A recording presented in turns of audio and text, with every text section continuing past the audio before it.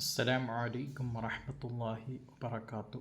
ഹബീബ് റസൂലുള്ളാഹി സ്വല്ലല്ലാഹു അലൈഹി വസല്ലമ തങ്ങൾ പറയുന്നു, ആരാധനകൾക്ക് വേണ്ടി പ്രത്യേക പ്രതിഫലമോ പുണ്യമോ ലക്ഷ്യം വെച്ചുകൊണ്ട് 3 പള്ളികളിലേക്കല്ലാതെ നിങ്ങൾ യാത്ര ചെയ്യരുത്.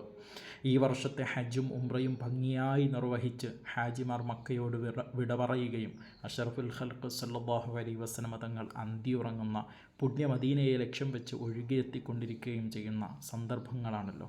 ഹബീബിനെ സിയാറത്ത് ചെയ്യാൻ, സലാം പറയാൻ, ഹൃദയത്തിൽ അനുരാഗവും ചുണ്ടിൽ സ്വലാത്തുകളുമായി വരുന്ന ആഷിഖീങ്ങളെ വരവേൽക്കുകയാണ് പുണ്യമദീന. മക്കയിലെത്തിയവർ ഹബീബിനെ കാണാതെ സിയാറത്ത് ചെയ്യാതെ എങ്ങനെയാണ് അവർക്ക് മടങ്ങാൻ കഴിയുക? മൻ ഹജ്ജൽ ബൈത വലം യസുർനി ഫഖദ് ജഫാനി മാമിൻ അഹദിൻ മിൻ ഉമ്മത്തി ലഹു സഅത്തുൻ സുമ്മ ലം യസുർനി ഫലൈസ ലഹു ഉദ്ർ എന്ന് മുത്തനബി സല്ലല്ലാഹു അലൈഹി വസല്ലമ തങ്ങൾ സിയാറത്ത് ചെയ്യാതെ മടങ്ങിപ്പോകുന്നതിനെക്കുറിച്ച് ഗൗരവപൂർവ്വം ഓർമ്മപ്പെടുത്തിയത് മഹാന്മാർ എഴുതി വെച്ചതാണല്ലോ. മക്കയാണോ മദീനയാണോ മഹത്വമെന്ന് ചോദിച്ചാൽ പ്രതിഫലത്തിൻ്റെയും പുണ്യത്തിൻ്റെയും വിഷയത്തിൽ മക്ക ഒന്നാമതാണ് എന്നതിൽ തർക്കമില്ല.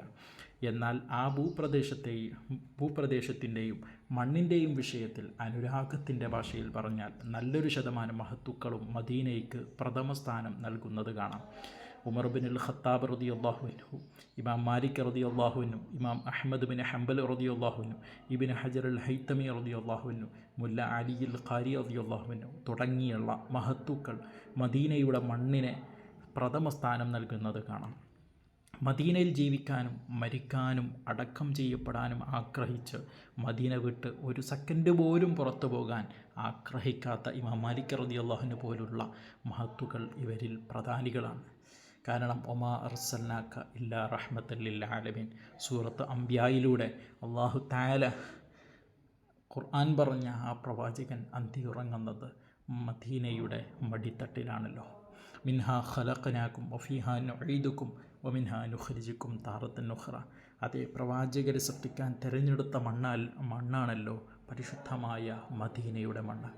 മാത്രമല്ല ഭൂമിയിലെ ഏക സ്വർഗം അത് മാബൈന ബൈത്തി വമിൻബരി റൗളത്തും മിൻ റിയാദിൽ ജന്ന എന്ന മുത്തുനബി സല്ലല്ലാഹു അലൈഹി വസല്ലമ തങ്ങൾ നമ്മെ പഠിപ്പിച്ച ആ മദീനയിലെ ഒരു ഭൂമി ആണല്ലോ.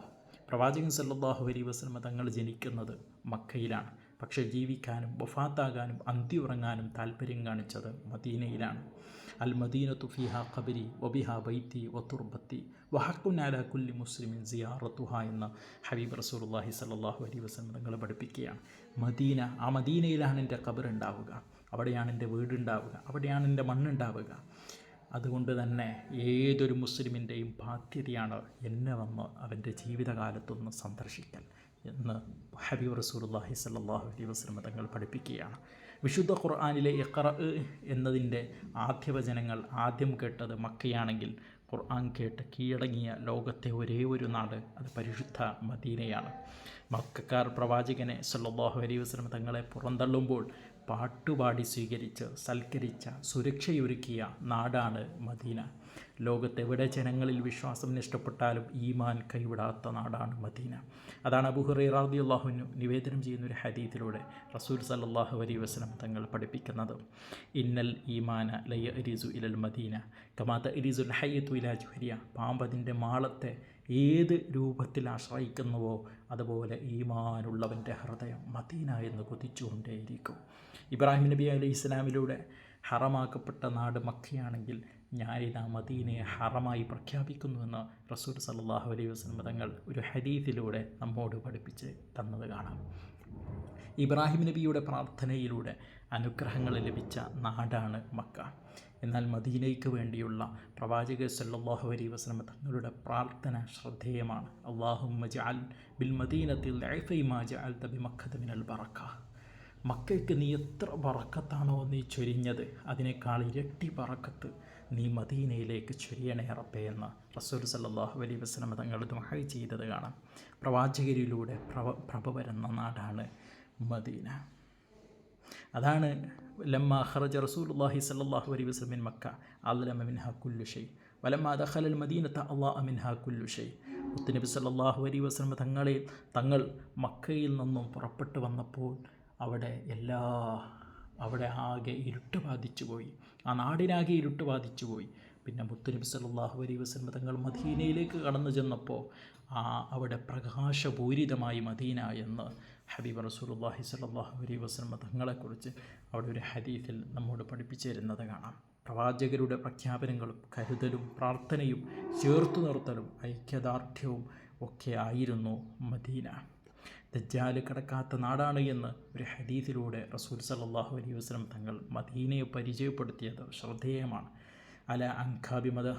അൻകാബിൽ മദീനത്തി മലായിക്കത്തുൻ ലാ യദ്ഖുലുഹ ത്വാഊൻ വല ദജ്ജാൽ.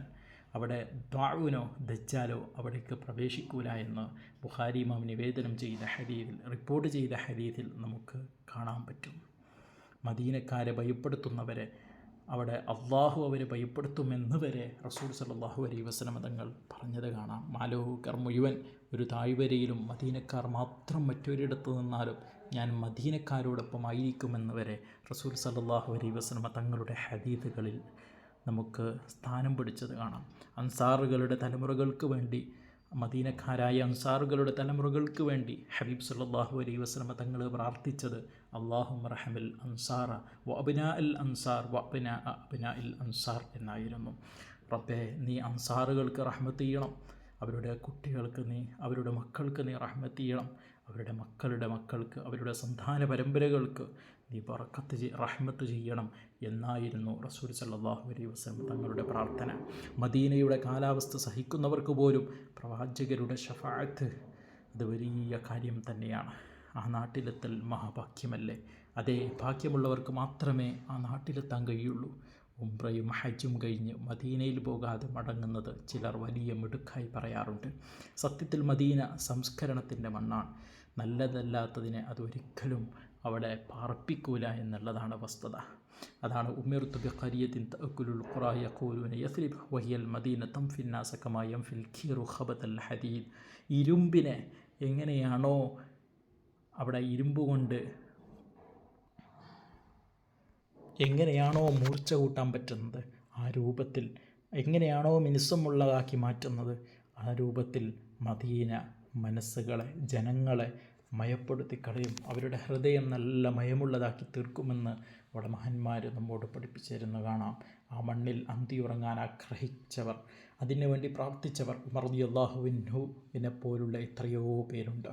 അല്ലാഹുമ്മ ർസുഖ്നി ഷഹാദതൻ ഫീ സബീലിക് വജ്അൽ മൗതി ഫീ ബലദി റസൂലിക് എന്ന് അവിടുന്ന് ദുആ ചെയ്യുന്നത് കാണാം. നമുക്കും ആ മണ്ണിലെത്താൻ അള്ളാഹു അനുഗ്രഹിക്കട്ടെ. അള്ളാഹു വിശ്വാസികളോട് പറയുന്നുണ്ട്, യാ അയ്യുഹല്ലദീന ആമനൂ കൂനൂ അൻസാറല്ലാഹ് എന്ന്.